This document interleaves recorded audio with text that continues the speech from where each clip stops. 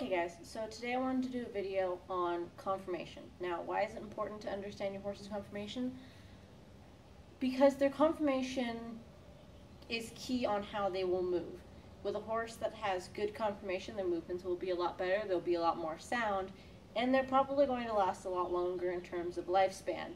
If you have a horse that's extremely pigeon-toed, that can be very painful for their joints and actually make them very unsound for a majority of their life.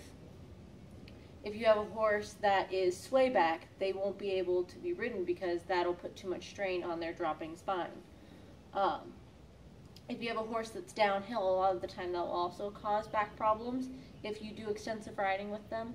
So you want to make sure that when you're looking for horses to lease or buy, that you look at their conformation and you see not only their personality but also how they look as a horse.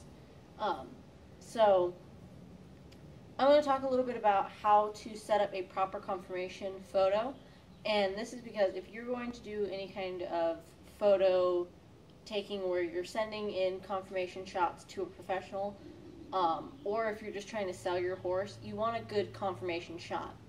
So right now Bugsy's standing very relaxed. As you can see, her feet are kind of at some different angles. This is not how to take a conformation shot. You will not accurately get what her conformation looks like from this shot. So when you take a conformation photo, you want to make sure that the horse is squared up. And what squared up means is that from their front legs to their back legs, you could put a box around them. Their legs should line up with that box. Their feet should also be parallel both next to each other and forward and back. A lot of the time though, when you square a horse up, if the offhand side of the horse, the offhand leg on the back, is cocked forward, that's fine. So what I mean by that is this is the right hand side or the on hand side, and this is the offhand side because it's further away, so it's the off side. So the way that you get a horse to square up is either push or pull them in a direction, in a forward or back direction. So if I want Bugsy to square up, I'm going to look at her, and I'm probably going to set her back. So I'm going to ask her to take a step back. And she's not quite squared up yet, so I'll ask for just a little bit more of a back. Maybe even put a little pressure on this leg to ask it for a back. And now she's almost squared up. That back leg, though, is not into square. So what I'm going to do is I'm going to ask her to put this foot back a little bit, which I want her to put this foot back into place. So I'm going to push on that knee a little bit. There. Bugsy's a hard horse. Bugsy's a hard horse to get to square up. So some horses like it better if you pull them forward. One more step. One more. Come on. One more. Good girl. Back a little. Just a little right there. So now she's squared up, at least on this side. The offhand side you don't really have to worry about as much. As long as you can see that this leg is square and that leg is square, it's a decent enough shot. So if you can at least get this position, because if you can't really tell, but her offhand front leg is further back and her offhand rear leg is further forward. That's okay. You don't have to get them perfectly parallel. A lot of people like to try and position their horse's legs perfectly parallel and perfectly straight up and down. Some horses just don't stand properly. I'll let you guys in on a little secret here. I forgot something when I was talking about setting up for a conformation photo, and now this is at the end of the video. So I'm going to cut this and put this into where I'm talking about making a horse square, just so you know. When you're taking conformation photos, it's good to take one from both sides. So you want a picture of the left side and the right side, as well as you want one from directly behind while the horse is still squared up. This one you do want to be more meticulous about how you set up their legs, because you want their legs to be parallel as if you were standing properly. And you also want one from the front. Again, you want to be more meticulous about how you place their front feet. This way you can tell if the horse is cow-hocked, which is where their hocks turn in, if they're pigeon-toed, if they're toed out. In the front, they can be pigeon-toed or toed out as well. if they're wide-based or narrow-based, which is where I pretty much demonstrated it, but wide-based is their shoulder does not match where their feet go. And if they're narrow-based, again, it doesn't match up. I've had Bugsy's conformation done, and she is a very straight-legged horse, and her pasterns are at a good angle. You don't want pasterns that are too far set back to where the foot is too far forward compared to the fetlock. And I'll put up pictures as I'm talking to you, that way you can kind of see what I'm talking about. So if you have that type of an offset, you have what's called weak pasterns. Weak pasterns can make a horse unsound. They're also not very good if you're going to be doing speed events like barrel racing.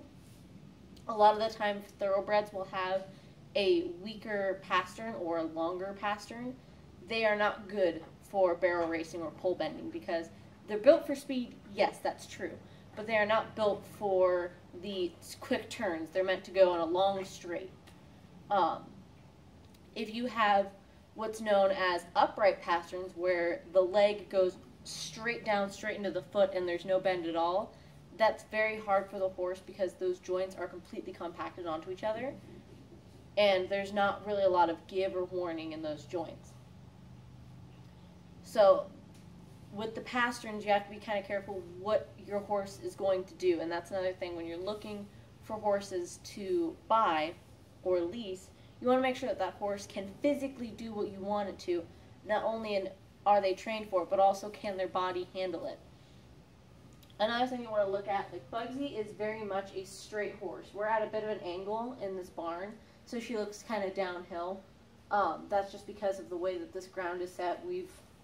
Stuff rolls in this barn sometimes because it's off at an angle.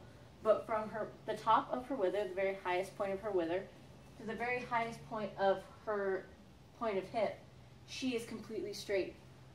She is dropping a little bit in her spine, but that's because she's older. It's not a very significant drop. She still has a nicely straightened back. It's not anything to worry about. It's just she's getting older. But that's something that is taken into account too when you're doing conformation is age. You want to make sure that you're not grading a horse's conformation on like a 3-year-old standpoint when you've got a 26-year-old horse, because they're going to look different. Their body's going to have more wear and tear. Another thing you want to look at is where does the shoulder come to a point at, and where does the neck attach? A lot of the time people will call it either tying low or tying high. So her point of shoulder is right here, and her neck attaches almost exactly on that spot.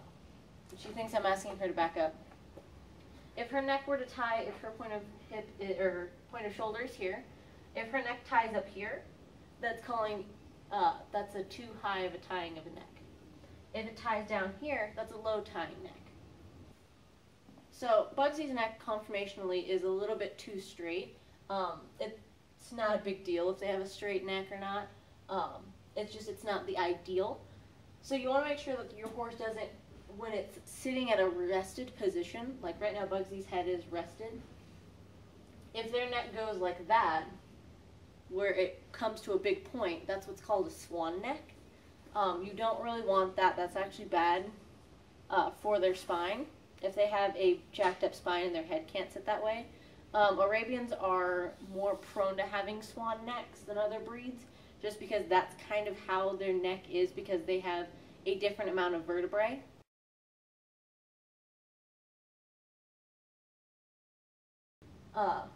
Going with the head, you want to make sure that the horse's head length, so from the bottom of their nose to the top of their poll, it needs to be the same distance as from the top of their back to the bottom of their heart girth, so that that's proportional to their body, which Bugsy's head is. And you also want it from their wither to their back.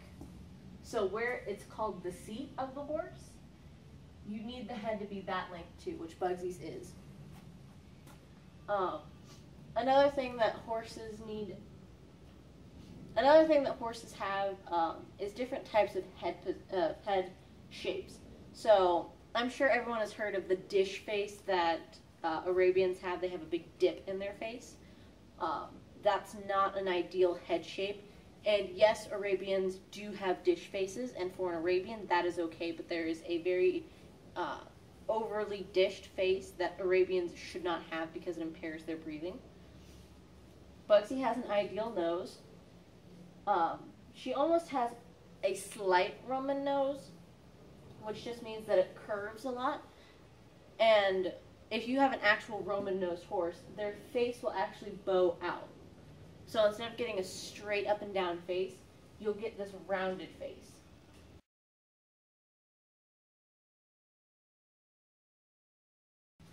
So with the front leg, right now Bugsy is, her leg, because she's not squared up, is parked underneath herself or camped under, which just means that her feet are underneath her body. If you square up a horse and its feet can't become completely straight, its fit's parked underneath like this or camped under, that's bad. You don't want your horse to be camped under when they're standing square. If the leg is too far forward, it's called parked out, which when a horse goes to the bathroom, for the most part, they will park out because they don't want the splash hitting their legs. When it comes to the back legs, there are several other things that can be wrong with them. There's what's known as a post leg, which is where the point of buttock extends further back than the entire leg. And you'll see that a lot in halter quarter horses because they have so much extra muscle that's not supposed to be there.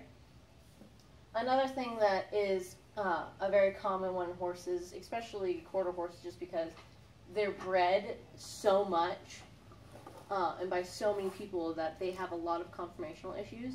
It's just how the breed has become, and it's quite unfortunate.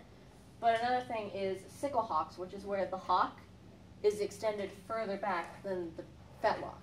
Another thing that is very common is being parked under in the back, which could be due to positioning if you get positioned correctly.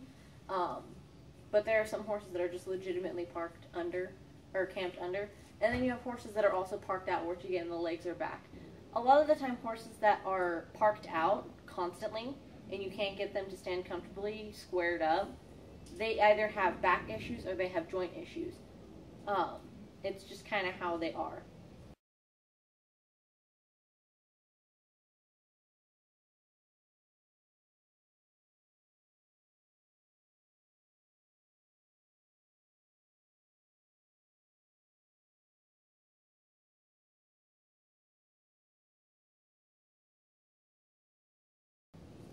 There's also different places where the tail could attach, but the tail placement doesn't really have a lot to do with anything.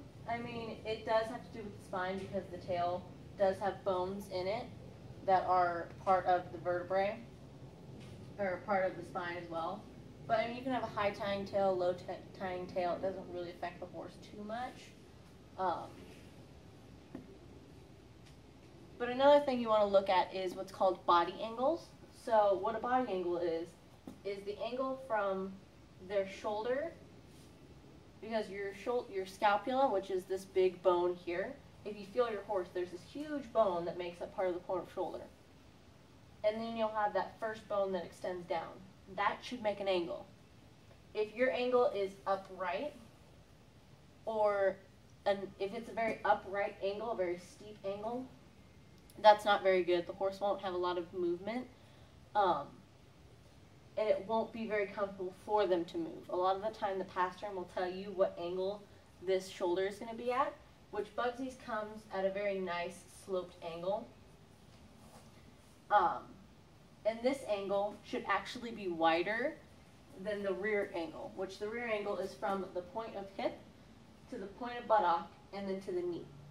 So this angle should be more acute than that angle. That degree, or that angle, should never be more than 45 degrees. If it's more than 45 degrees, for the most part, your horse isn't going to have a very good movement to them at all. Or if it's too sharp, too upright of a 45 degree, and this elbow is way up here, not like actually way up here, but if that elbow is up higher than that point of shoulder, or it's too high, that's not a good thing. Also, you want your angles to be from the top of the angle to the bottom of the angle the same on both sides, or very similar to each other. You want them to be the same height. If this one is way bigger than this one, which a lot of halter horses are, that's not very good. They're going to be very heavy in the front. And if they have an unbalanced light head or unbalanced head of their body, then all that weight is going to be right there.